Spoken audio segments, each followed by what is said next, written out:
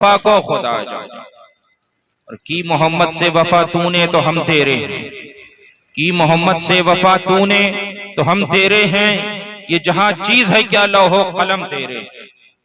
और गुलामे गौसे आजम बेकसो मुजदर नमी मानत, गुलामे गौसे आजम बेकसो मुजदर नमी मानत, अगर मानत शबे दीगर नमी मानत। हजरत आपने मौलाना आसिफ साहब क़िबला से तकरीर समाअत फरमाई, मुफ्ती साहब क़िबला से बड़ी मुदल्लल तकरीर समाअत फरमाई, हमारे असद भाई से आपने नबी की नात सुनी। और इनके लिए तो मुझे उम्मीद है खुदा की बारगाह से कि जैसे यहाँ लोगों को नबी की नात सुनाते रहते हैं, बरोज़े महशर भी ये नबी की नात पढ़ते पढ़ते पुलसरात से गुजरते हैं। नात की बरकत होगी कि ये आराम से पुलसरात से गुजरते चले जाए। मैंने कुरान की एक आयत की तिलावत की जिसका सीधा साधा मफ़हूम है, तो ज़र्रा बराबर भलाई करेगा तुझे उसकी जज़ा मिलेगी, तो ज़र्रा बराबर बुराई करेगा तुझे उसकी सज़ा मिलेगी। ये ऐसी आयत है कि कितने भी मौजू ला के इसमें रख, है ना, कोई भी मौजू मैं इसमें ला के रख सकता हूँ। बहरहाल ये उर्स पाक की महफिल पाक है। आला हज़रत अद-दक़ाइक़ में वाक़या नक़ल फरमाते हैं, आला हज़रत फरमाते हैं कि एक शख्स हज़रत बायज़ीद बुस्तामी की बारगाह में गया तो देखा कि हज़रत बायज़ीद बुस्तामी टखनों के बल, पंजों के बल बैठे हुए हैं, आसमान की तरफ देख रहे हैं, आंखों से खून जारी है। वो पूछता है हुजूर क्या हुआ? हज़रत बायज़ीद बुस्तामी फरमाते हैं मैंने एक कदम बढ़ाया, मैं अर्श पर गया, मैंने अर्श पर बांग दी, मैंने पाया कि अर्श बूढ़े भूखे भेड़िए की तरह मुंह खोले बैठा है।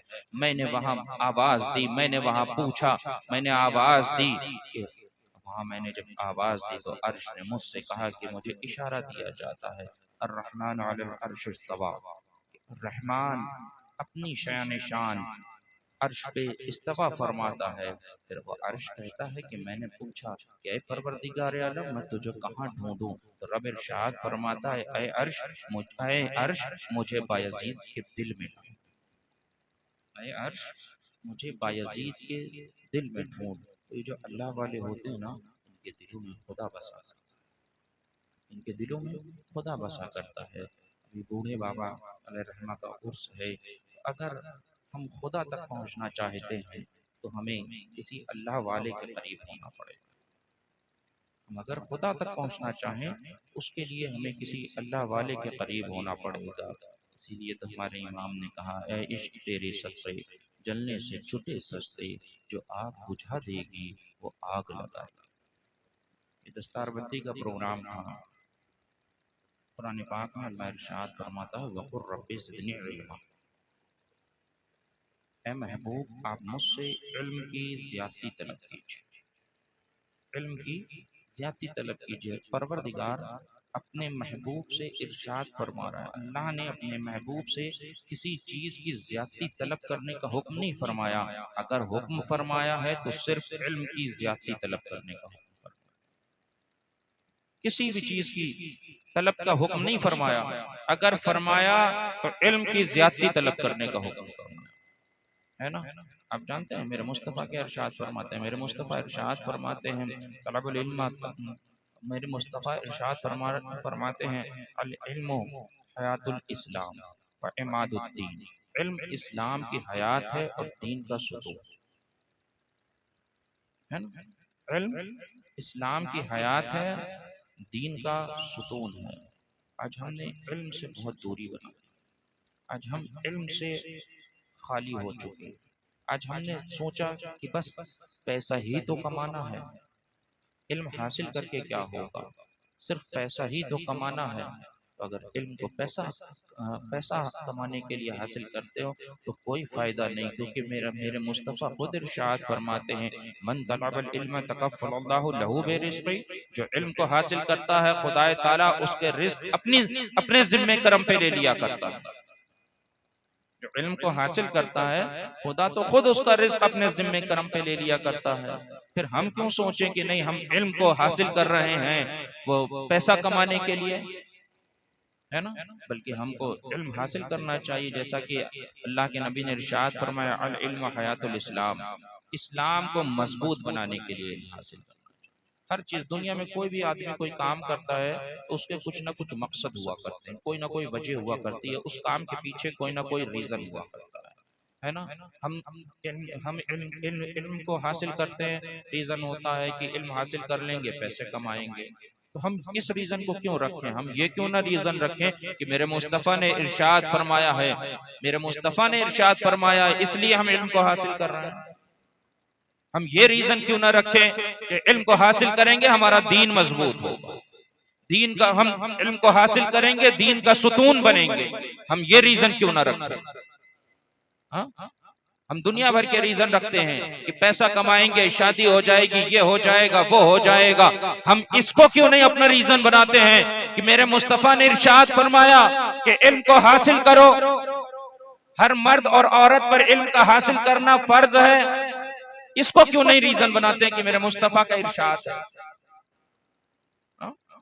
पैसा कमाने का रीजन आप जानते हैं आज हमारी कौम में जहालत बहुत है, जबकि नबी ने क्या इरशाद फरमाया, कंजुल अमाल में आता है मेरे मुस्तफा इरशाद फरमाते हैं, मन तलबल इल्मा बैनल जुहाल कल हय्य बैनल अमवात, जो इल्म को हासिल करता है वो जाहिलों के दरमियान ऐसे होता है जैसे मुर्दों के दरमियान जिंदा। जो इल्म को हासिल करता है वो जाहिलों के दरमियान ऐसे होता है जैसे जिंदों के दरमियान मुर्दा। अगर तमाम मुर्दे हों उसमें एक जिंदा हो तो उसको क्या लगेगा? हमें सोचना चाहिए, हमें देखना चाहिए कि हम अपने घर, यहाँ से उठ के जाइएगा अपने घर में देखिएगा कितने जिंदा हैं। जिंदा से मुराद जाहिल, जिंदा से मुराद इल्म वाले, और मुर्दा से मुराद या मैं ले रहा हूँ जाहिल। यहाँ से उठ के जाइएगा तो देखिएगा अपने घर पे कितने लोग जिंदा हैं, कितने मुर्दा, है ना। और आज हमारा यूथ सोचता है कि रील्स बनाएंगे, फेसबुक पे डालेंगे, इंस्टाग्राम पे डालेंगे, हम मर भी जाएंगे लोग हमको याद रखेंगे, हम जिंदा हो जाएंगे लोग याद रखेंगे हमको। जबकि मेरे मुस्तफ़ा ने इरशाद फरमाया, मन सारा बिल इल्म हय्यन लम यमूत अबदा, जो इल्म से जिंदा होता है उसे कभी मौत नहीं आती। आज हमारे ताजुश्शरिया अपने इल्म की बुनियाद पे सारी दुनिया में जिंदा, आला हजरत अपने इल्म की बुनियाद पे जिंदा है, हुजूर मुफ्ती आजम हिंद इल्म की बुनियाद पे जिंदा है, हम रील्स की बुनियाद पे जिंदा रहना चाहते हैं। मेरे मुस्तफ़ा इरशाद फरमाते हैं, जिंदा रहना चाहते हो, लोगों में नाम को बाकी रखना चाहते हो तो इल्म से बाकी रखो, इल्म से जिंदा रहो। हम रील्स से, फेसबुक और इंस्टाग्राम से जिंदा रहना चाहते हैं। आज हमारा क्या म्यार हो गया इल्म के मामले में? आज देखिए अक्सर नेताओं के कौल आया करते हैं, कि स्टेटमेंट्स आया करते हैं, कौम मुस्लिम इल्म के मसले में, इल्म के मामले में ओबीसी से भी निचले स्तर पर। जो नबी अपनी उम्मत के लिए हर वक्त परेशान रहे, उम्मत को कांटा चुभ जाए तो नबी को तकलीफ पहुंचे, वो नबी इरशाद फरमाए कि तुम इल्म को हासिल करो चाहे इसके लिए तुम्हें चीन जाना पड़े, है ना। वो नबी इरशाद फरमाए चीन जाना पड़े तुम्हें, लेकिन इल्म को, ऐ मेरी उम्मत के लोगों, इल्म को जरूर हासिल करना। वजह, चाहे तुम्हें इतनी दूरी इख्तियार करना पड़े, चाहे तुम्हें रास्ते की तकलीफें उठाना पड़े, लेकिन ऐ उम्मत के लोगों इल्म को जरूर हासिल कर। लेकिन आज उम्मत इल्म से दूर होती जा रही है। बड़े अफसोस की बात, आज मदारिस से हमने दूरी बना ली, है ना। आज मदारिस से हमने दूरी बना ली है। आप जानते हैं हज़रत अबू हुरैरा रज़ियल्लाहु तआला अन्हु से मरवी है, एक हदीस पाक है कि जिसका मैं मफहूम बयान कर रहा हूँ कि जो इल्म को हासिल करता है वो हर कदम जो इल्म की तरफ वो कदम उठाता है तो उसका कदम उठाना जन्नत की तरफ उसका कदम उठाना होता है। फिर आगे इस हदीस में आता है कि जिस जगह पर अल्लाह का जिक्र किया जाता है, चाहे वो मस्जिद हो, मदरसा हो, खानका हो, तो खुदा के फरिश्ते उसको घेर लिया करते हैं। खुदा की रहमतें उसको ढांक लिया करती हैं और खुदा ताला अपने दरमियान रहने वाले फरिश्तों के दरमियान उन लोगों का जिक्र करता है। खुदा ताला जिक्र फरमाता है उन लोगों का। हम क्या करते हैं, मस्जिद में हमारा दिल नहीं लगता, मदारिस में हमारा दिल नहीं लगता, हाँ मेले ठेले हों तो बड़ा दिल लगता है। उलमा की तकरीर हमें नहीं सुनना पसंद। और आप जानते हैं हजरत मखदूम बिहारी, ये बिहार है, हजरत मखदूम बिहारी सुल्तानुल मुहक्किकीन फरमाते हैं जहल की 3 किस्में हैं। कंजुल मानी में फरमाते हैं जहल की 3 किस्में हैं, और वो किस्में जानते हैं कौन सी हैं? वो फरमाते हैं कि वो शख्स जो दिल से भी जाहिल है, जबान से भी जाहिल है, वो सबसे बदतरीन शख्स है। क्योंकि जो दिल से जाहिल है तो उसका किरदार नहीं अच्छा होगा, और जबान से जाहिल है तो उसकी गुफ्तार नहीं अच्छी होगी। फिर वो फरमाते हैं जो दूसरी किस्म फरमाते हैं जहल की, वो फरमाते हैं एक वो शख्स जो जबान से तो आलिम है लेकिन दिल से जाहिल है, तो उसकी गुफ्तार तो अच्छी होगी लेकिन उसका किरदार नहीं अच्छा होगा। उसकी गुफ्तार तो अच्छी होगी मगर उसका किरदार नहीं अच्छा होगा। फिर आप फरमाते हैं एक वो शख्स जो दिल से आलिम है, जबान से जाहिल है, लोग उसकी गुफ्तार तो ना अच्छी होगी लेकिन उसका किरदार अच्छा होगा। अगरचे लोगों के दरमियान वो मरदूद होगा लेकिन खुदा की बारगाह में वो मकबूल होगा। लेकिन आगे फरमाते हैं कि मगर ऐसा शख्स मुक्तदा बनने के काबिल नहीं, मगर ऐसा शख्स मुक्तदा बनने के काबिल नहीं है। तो मुक्तदा वही बना करता है जिसका किरदार भी अच्छा होता है, जिसकी गुफ्तार भी अच्छी होती है, जो जबान से भी आलिम होता है, जो दिल से भी आलिम होता है ना। लेकिन आज हम ना जबान से के आलिम हैं ना दिल के आलिम। दिल के आलिम तो बहुत दूर की बात है, जबान के आलिम नहीं। आज हमने लिल्लाहियत को छोड़ दिया। आज हमारे अंदर तकब्बुर हद से ज्यादा बढ़ गया। अगर हमने 2 किताबें पढ़ ली तो हमारे अंदर तकब्बुर है ना। लेकिन आप देखिए बुजुर्गों का तरीका। हजरत इमाम जाफर सादिक है, इमाम जाफर सादिक एक रोज अपने खादमीन को इकट्ठा करते हैं और खादिमों से फरमाते हैं अगर बरोज़े महशर हम में से किसी की शफात हो गई तो वो हम सब की शफात करवाएगा। खादिमों ने कहा कि हुजूर आप तो सिब्ते रसूल हैं, आपको हमारी शफात की क्या जरूरत, आपके नाना जान तो शाफाए महशर हैं। तो हजरत इमाम जाफर सादिक कहते हैं कि मुझे अपने नाना जान से के सामने के साथ हुजूर की परवरदिगार की बारगाह में खड़े होते हुए शर्म आती है। उनका किरदार, उनकी गुफ्तार, लेकिन बात कैसी, लिल्लाहियत कितनी, आजिज़ी कितनी, इंकिसारी कितनी, और हम जरा सी बात में फूले नहीं समाते हैं। आज हमारा यह हाल है। आज ना हमारी किरदार अच्छे हैं ना हमारी गुफ्तार अच्छी है। आज अगर कुछ भी है तो हमने सब कुछ पैसे को मान लिया। आज 2 भाई हैं, एक पैसे वाला है एक गरीब है। तो पैसे वाला खा के सो जाता है, कभी फिक्र नहीं करता कि हमारा गरीब भाई भी है। हाँ कुछ ईसार कर दिया जाए, आज हमने ईसार को भी छोड़ दिया। जबकि कुरान में अल्लाह ताला इरशाद फरमाता है वयुसिरून अला अनफुसिहिम वलौ काना बिहिम खसासा, वो जो दूसरों के लिए ईसार करते हैं हालांकि उन्हें खुद शदीद जरूरत हुआ करती है। हमने ईसार से मुंह मोड़ लिया, हमने ईसार से मुंह मोड़ लिया। आज हमने सोचा कि नहीं बस हमारा पेट भर गया, बात खत्म हो गई, हमने खा लिया, हमारे बीवी बच्चों ने खा लिया, बात खत्म हो गई। लेकिन हमने कभी नहीं सोचा मेरे पड़ोस का, मेरा पड़ोसी भूखा है, लाओ कुछ ईसार कर दें। आज हमारा हाल तो ये हो गया है, पहले अपना पेट भरना चाहिए फिर दूसरे कल देखेंगे, है ना। जबकि जानते हैं ईसार का माना कुर्बानी का आता है, ईसार का माना ये भी आता है कि एक दूसरे की मदद के लिए कमर बस्ता हो जाना। ईसार का एक माना ये भी आता है कि अपने हक को अपने भाई को दे देना।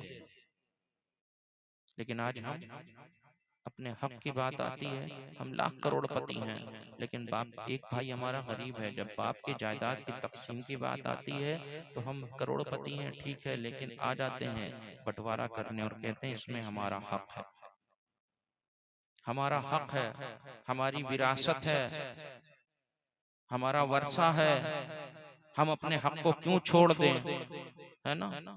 लेकिन जब बात नमाज की आती है तो कभी मुंह से नहीं निकलता कि मोहल्ले की मस्जिद पे हमारा हक है, मोहल्ले के मस्जिद के इमाम पे की तनख्वाह की बात आती है तो कभी मुंह से नहीं निकलता कि इस इमाम की तनख्वाह में भी हमारा हक है। हा? लेकिन जब बात जायदाद की या माल की आती है तो हमें अपने हुकूक याद आते हैं, उस वक्त हमको हुकूक दिखाई पड़ते हैं। लेकिन जब बात नमाज की या इमाम की तनख्वाह की आती है तो कभी हमको अपने हुकूक नहीं याद आते। हाँ, है ना। ऐसा लगता है कि पड़ोस की मस्जिद में दूसरे जाके नमाज पढ़ेंगे, उनके हक है, हमारा हक है उस मस्जिद में। कभी नहीं हमारे मुंह से निकलता कि नहीं हमारा हक है, हम तो बहुत पहले जाएंगे, मोहल्ले की मस्जिद है हमारी, हम सबसे पहले उसमें जाएंगे, मेरा हक है उसमें पहले जाना। कभी हमारे मुंह से नहीं निकलता। बहरहाल हमें ईसार करना चाहिए, लोगों की मदद करना चाहिए। आप जानते हैं ये बनी इसराइल का एक शख्स था और ये ईसार इंसान को जन्नत के दरवाजे तक पहुंचा देता है। बनी इसराइल का एक शख्स था, 400 साल इबादत की उसने। जब 400 साल इबादत की उसके बाद उसने एक दिन पहाड़ों की तरफ देखा तो उसने खुदा की बारगाह में अर्ज किया कि ऐ परवरदिगार आलम, अगर ये पहाड़ ना होते तो कितना अच्छा होता, सफर करने में कितनी आसानी होती। खुदा ने इरशाद फरमाया, उस वक्त के नबी पे वही नाजिल फरमाई कि ऐ नबी जाइए और इससे कहिए कि मेरी बादशाही में तसर्रुफ करता है, मेरी बादशाही में कमियां निकालता है। जाइए इससे कहिएगा कि मैंने इसका नाम नेक बख्तों के रजिस्टर से काट के बदबख्तों के रजिस्टर में लिख दिया। जब उस वक्त के नबी उस आबिद के पास तशरीफ लाते हैं, आबिद से कहते हैं कि अय आबिद, तूने खुदा की बादशाही में तसर्रुफ किया है। अय आबिद, तेरा नाम नेक बख्तों के रजिस्टर से दीवान से काट के बदबख्तों के दीवान में लिख दिया गया। वो आबिद फौरन सजदे में गिर जाता है। उस वक्त के नबी कहते हैं, अय आबिद, बदबख्ती पे सजदे शुक्र नहीं लाजिम आता।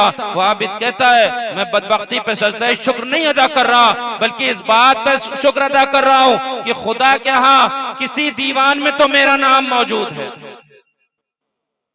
खुदा के यहाँ किसी दीवान में तो मेरा नाम मौजूद है। उसके बाद वो आबिद कहता है, ऐ नबी अल्लाह, मेरी एक हाजत है। नबी पूछते हैं, ऐ आबिद, बता तेरी क्या हाजत है। वो आबिद कहता है, ऐ नबी अल्लाह, खुदा की बारगाह में अर्ज करिएगा कि जब खुदाए ताला मुझे जहन्नम में डाले तो उस वक्त मुझे ऐसा बना दे कि तमाम जहन्नमियों के बदले मैं तन्हा जहन्नम में चला जाऊं और तमाम जहन्नमी जहन्नम से आजादी पा जाए।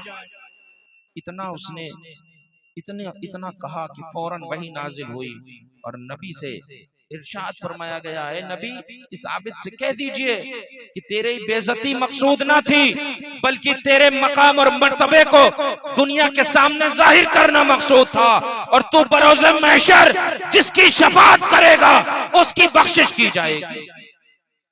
वजह सिर्फ ईसार, और अभी उसने सिर्फ सोच का ईसार किया कि खुदा की बारगाह में अर्ज करवाया था कि परवरदिगार, मुझ तन्हा को जहन्नम में डाल दिया जाए और तमाम जहन्नमियों को आजाद कर दिया जाए। बहुत बड़ा ईसार था, बहुत बड़ा ईसार था।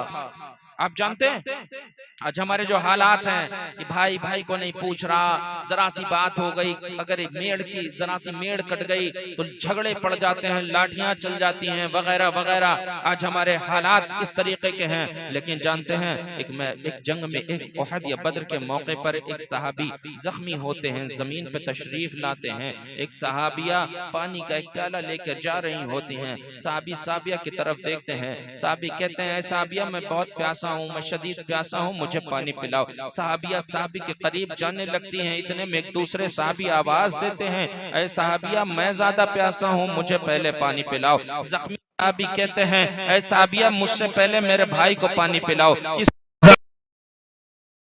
ऐसे ही साहबिया उन साहबी के पास जाने लगती हैं। तीसरे साहबी आवाज देते हैं, ऐ साहबिया मैं ज्यादा प्यासा हूँ, मुझे पहले पानी पिलाओ। जब साहबिया तीसरे साहबी के करीब पहुंचती हैं, चौथे आवाज देते हैं कि मुझे पहले पानी पिलाओ, मैं शदीद प्यासा हूँ। साहबी चौथे के पास जाते हैं, पांचवें आवाज देते हैं, मैं शदीद प्यासा हूँ, मुझे पानी पिलाओ। साहबिया पांचवें के पास जाती हैं, छठे साहबी आवाज देते हैं, मैं ज्यादा प्यासा हूँ, मुझे पहले पानी पिलाओ। साहबिया उनके करीब जाने लगती हैं। वो कहते हैं, साहबिया मुझसे पहले में सातवें साहबी ज्यादा प्यासा है, इसको पानी पिलाओ। सातवें साहबी आवाज देते हैं, ऐ साहबिया मैं शदीद प्यासा हूँ, मुझे पहले पानी पिलाओ। जब साहबिया सातवें साहबी के करीब पहुंचती हैं, उस वक्त तक उन साहबी की रूह उनके जिस्म से परवास कर जाती है। साहबिया फिर पहले साहबी की तरफ पलटती हैं कि लाओ पहले साहबी को पानी पिला दिया जाए।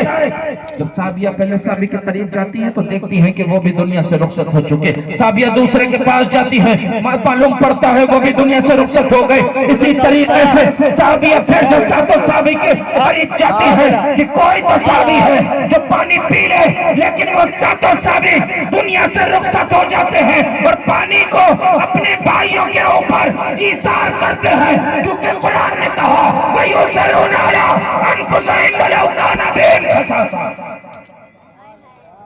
वो जो दूसरों पे इशार करते हैं हालांकि उन्हें खुद शदीद जरूरत होती है। मैदान जंग में है, शदीद जख्मी है, पानी की शिद्दत है, लेकिन कुरान पे अमल कर रहे हैं, खुदा के हुक्म पे अमल कर रहे हैं। भाई ने मांग दिया पहले पानी, तो पहले ये नहीं कह रहे पहले मुझे पिलाओ, पहले मेरी जान को बचाओ, बल्कि कह रहे हैं खुद शदीद प्यासे हैं, पहले पानी को आवाज दी है, लेकिन फिर भी भाई ने आवाज दे दी तो कह रहे हैं पहले मेरे भाई को पानी पिलाओ, पहले इसकी जान को बचाओ। हमारा क्या हाल है, पहले मुझे खिलाओ, पहले मुझे पिलाओ, वो मरता है मर जाए, लेकिन मुझे पहले खिलाओ, मुझे पहले पानी पिलाओ।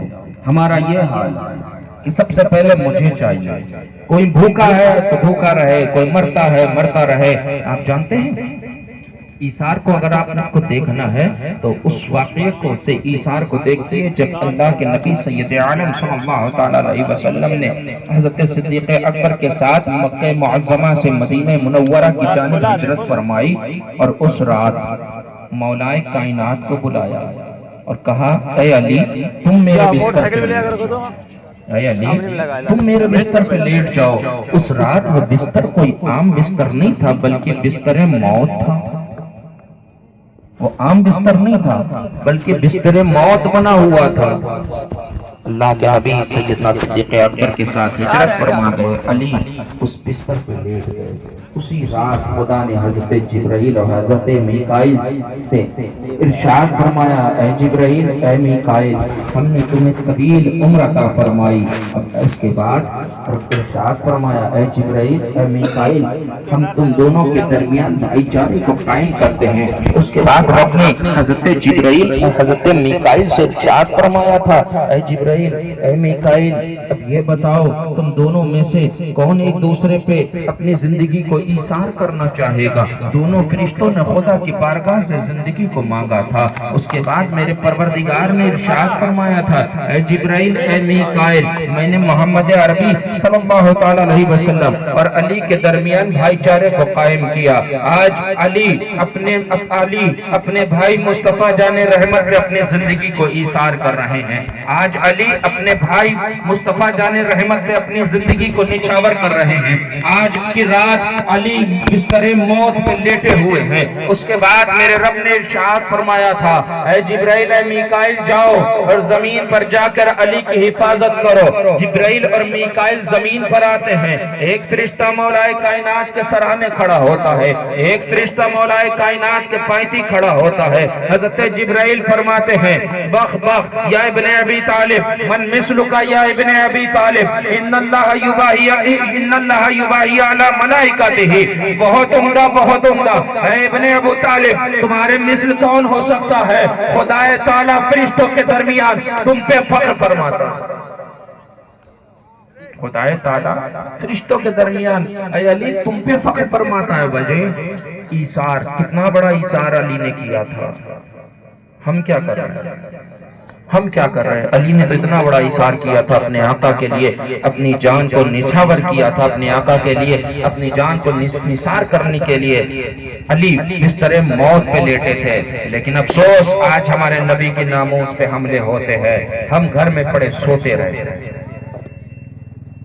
आज हमारे नबी के नामोस पे हमले हुआ करते हैं। आज हमारी सेहतों पे कोई फर्क नहीं पड़ता। जब देखो तब नबी के नामोस पे कोई ना कोई हमला किया करता है, हम खामोशी से बैठे रहते हैं, ऐसा लगता है कुछ हुआ ही नहीं। आप जानते हैं कुरान पाक में एक आयत है, कुरान में एक आयत है, सबरू हत्ता तखरुजा अलैहिम लकाना खैरन लहुम। अगर वो लोग सब्र कर रहे थे, यहाँ तक कि मोहम्मद अरबी सल्लल्लाहु अलैहि